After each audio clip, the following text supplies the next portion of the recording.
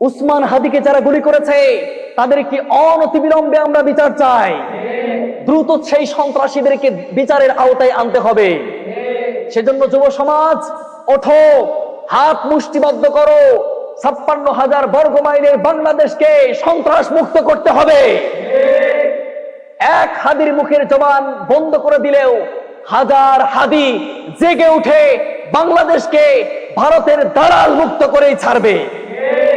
কখনোই হাদির মুখ বন্ধ করে রাখা যাবে না।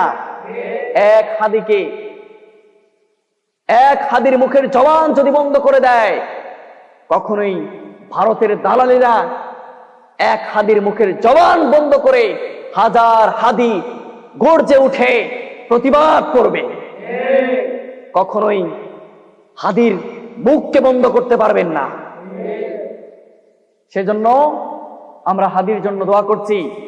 আল্লাহ তাআলা যারা উসমান হাদিকে দ্রুতই শিফা দেন এবং এই বাংলাদেশের জন্য সিপাহ সালার পুরো বাংলাদেশকে সন্ত্রাস মুক্ত করতে আবার যেন ভূমিকা পালন করতে পারে, সেই দোয়াই আমরা সকলে পুরা দেশবাসী করছি। কারণ হাদির প্রয়োজন। ভারত মুক্ত